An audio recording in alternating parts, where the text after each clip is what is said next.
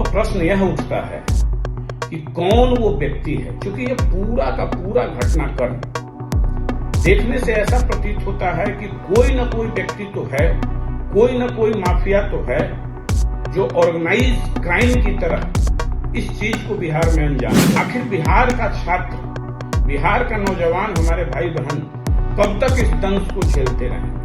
कौन है वो परीक्षा में? और पटना के जिलाधिकारी महोदय द्वारा यह कहा जाना कि आना नंबर ऑफ कुछ था बक्से में, लेकिन उसमें शॉर्टेज था। तो इस तरह का आखिर अव्यवस्था हुआ तो फिर एक कोई गुनाहगार हो और उसकी सजा सबको मिले, यह बिहार पब्लिक सर्विस कमीशन के द्वारा जो बीपीएससी 17वीं परीक्षा का आयोजन किया गया, पीटी का आयोजन किया गया,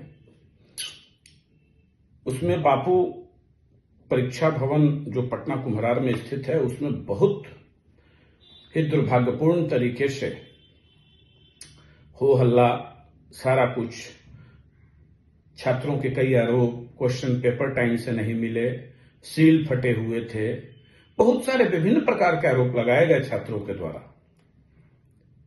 उसमें माननीय जिला पदाधिकारी के द्वारा बल प्रयोग की भी तस्वीर आई जो नहीं होनी चाहिए थी।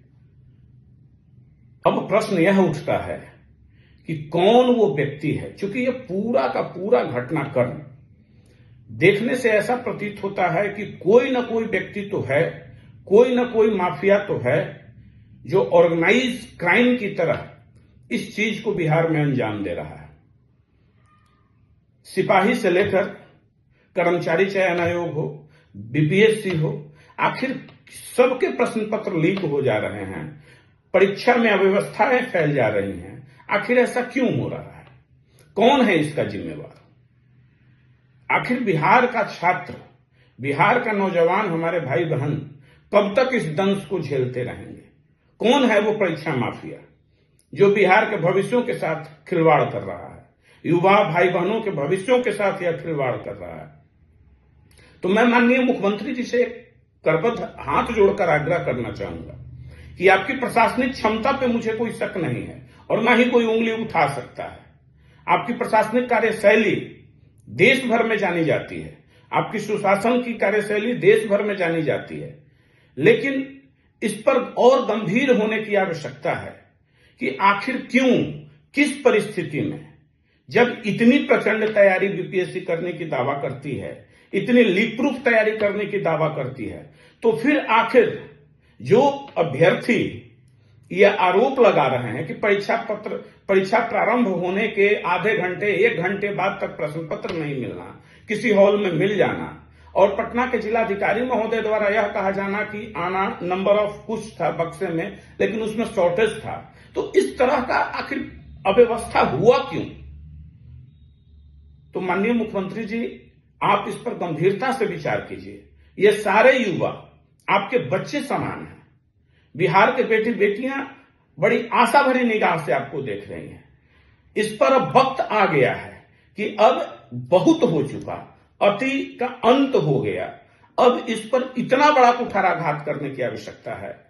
इसको ऑर्गेनाइज क्राइम की श्रेणी में लाकर, संगठित अपराध की श्रेणी में लाकर, और इस पर ऐसा कुठाराघात कीजिए कि आने वाली 7 पीढ़ियां उन माफियाओं की ये करने की हिम्मत नहीं जुटा सके। छात्र कोचिंग माफिया पर भी सवाल उठा रहे हैं, तो आखिर ऐसा क्यों? बिहार की धरती हमेशा से बौद्धिक क्षमता के लिए जानी जाती है, लेकिन उसके बौद्धिक क्षमता के ऊपर प्रश्न उठना यह बहुत दुखनीय, अत्यंत निंदनीय है। इसलिए मैं पुनः आग्रह करना चाहूंगा कि इसकी बिहार में सक्षम एजेंसियां हैं, सक्षम पुलिस पदाधिकारी हैं, उनको सौंप कर त्वरित जांच करवाइए और इस पर कार्रवाई कीजिए और देखिए कि चूक कहां से हुई।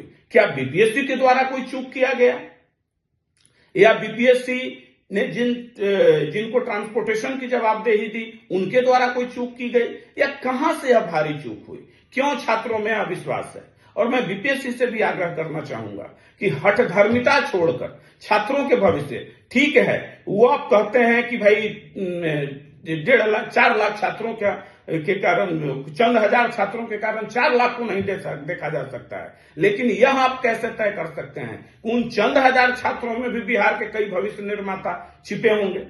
तो फिर एक कोई गुनाहगार हो और उसकी सजा सबको मिले, यह उचित नहीं है। इसलिए इसकी गहनता से जांच होनी चाहिए और छात्र हित में इसमें फैसला लेना चाहिए। बहुत